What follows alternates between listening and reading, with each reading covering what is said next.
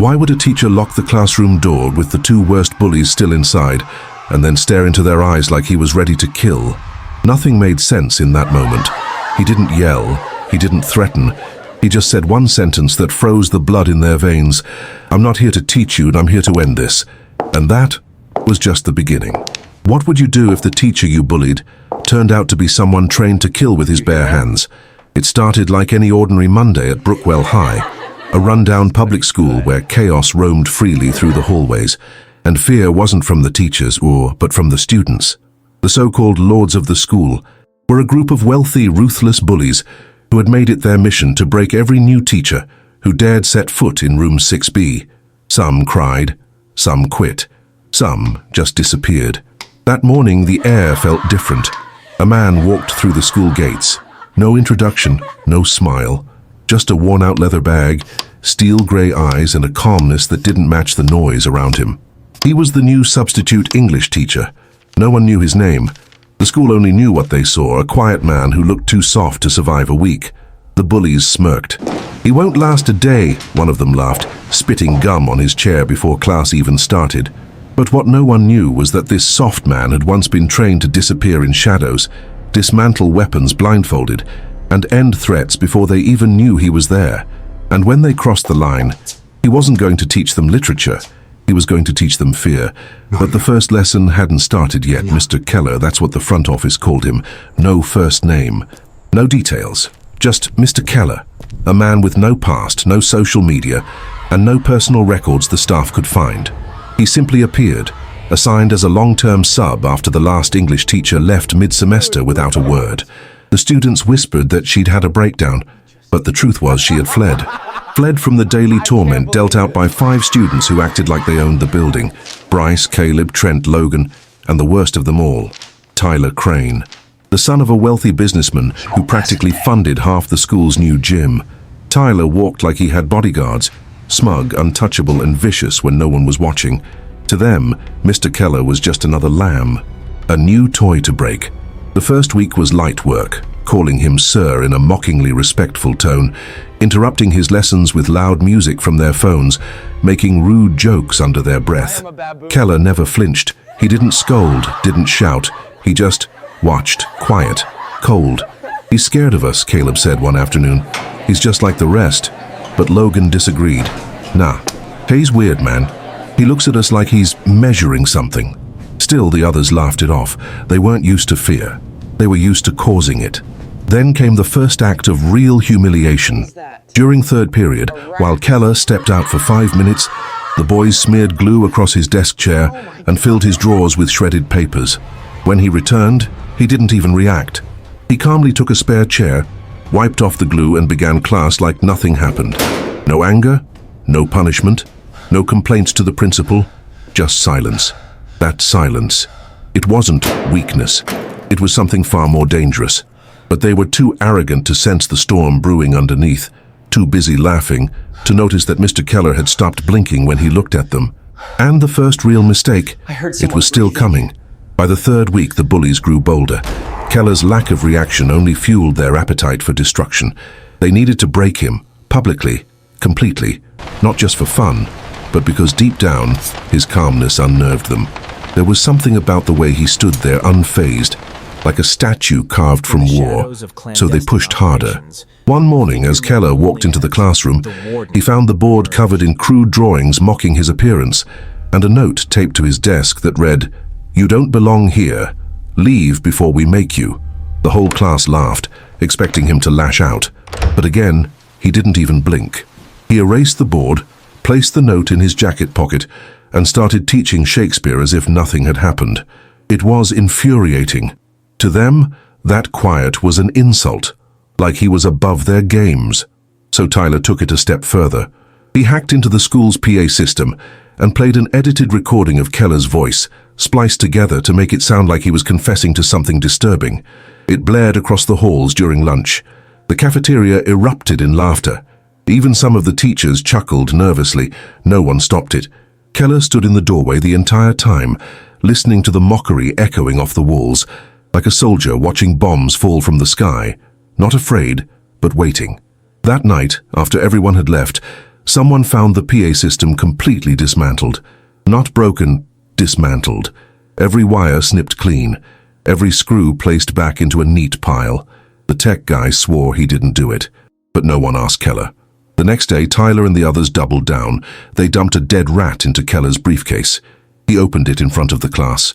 Screams, laughter, filming. Still, no anger, no shouting. Just the same quiet, measured breath as he slowly closed the case. But there was something new in his eyes that day. A flicker of darkness, like something old, had just woken up. And that flicker, it wasn't going to fade. Tyler's brand new sneakers, the $600 kind he flaunted every day, disappeared from his gym locker. In their place, a pair of military boots caked with dried mud. No one saw who did it. No cameras. No witnesses. Then Caleb's custom car stereo system short-circuited while the car was parked in the school lot. The strange thing? The rest of the car was untouched, not even a scratch.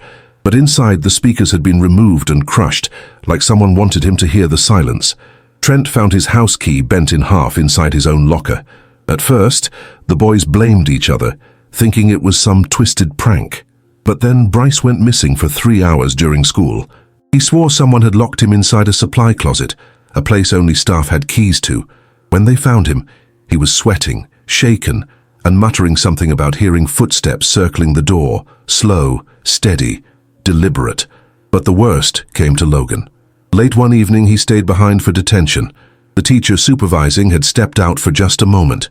When Logan looked up, he saw someone standing at the edge of the hallway, not moving, just watching. A tall figure in a long coat. The lights flickered. When the hallway lit up again, the figure was gone. Logan ran all the way home. He didn't sleep that night. He didn't come to school the next day either. The others mocked him, called him paranoid, a coward. But deep down, even Tyler started to feel it, that something wasn't right. And then came the janitor. Old Mr. Simmons had been working at Brookwell High for over 20 years. He kept to himself, didn't speak much, but he saw everything. That week, he started acting strange, avoiding Keller, glancing over his shoulder, muttering things like, "I've seen that man before, it's just not in a school." One night, Simmons stayed late to clean. As he walked past the staff lounge, he heard a voice, low, calm, dangerous, speaking on the phone in a language he didn't recognize. When Simmons peeked through the window, he saw Keller cleaning a long blade, not a kitchen knife, not a prop, a real blade, old, worn, but deadly. And that's when it all came together for Simmons. He remembered a news report from years ago. A covert operative known only by his code name, the Warden, vanished after a final mission, never found. Rumors said he had a kill count higher than entire platoons. And Simmons? He was sure now Mr. Keller wasn't a teacher. He was something else entirely. Friday, rain lashed against the windows. The sky hung low, grey and heavy, like it knew something was about to happen. Tyler walked into room 6B with the usual swagger, but his eyes were twitchy, his hands fidgeted. Bryce hadn't come to school. Trent was sick. Logan hadn't shown his face all week. Only Caleb remained at his side, trying to keep up the act, but even his laughter felt hollow now. Keller was already there, sitting at his desk, no books, no papers, just waiting. "Where is everybody?" Tyler asked, feigning boredom. Keller stood slowly, walked to the door, closed it, locked it. For a full 10 seconds, no one spoke. Then Keller said calmly, "Sit down." The tone in his voice, it wasn't loud, but it sliced through the air. Tyler chuckled awkwardly, but his body moved before his brain told it to. He sat. "I wasn't hired to teach English," Keller said, walking slowly toward the window. "I was placed here, to observe, to monitor, to decide." "Decide what?" Caleb asked, voice cracking. Keller turned. His face had changed, not physically, but in presence. That soft-spoken stranger from a month ago, gone. What stood there now was a predator. To decide who deserved saving, he said, and who needed correction. He opened the window just slightly, enough for the wind to whistle through like a breath before the plunge. Then he stepped aside and pressed a button on a small device from his coat.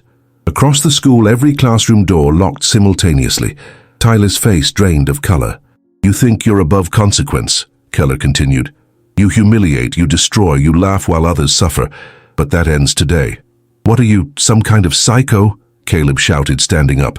"No," Keller replied. "I'm your final lesson." In the blink of an eye, he crossed the room, grabbed Caleb by the collar, slammed him against the chalkboard, not hard enough to hurt him, but enough to show how fast, how precise, how deadly he could be. "I could end this in 5 seconds, he whispered, "but that would teach you nothing." Instead, he opened a drawer.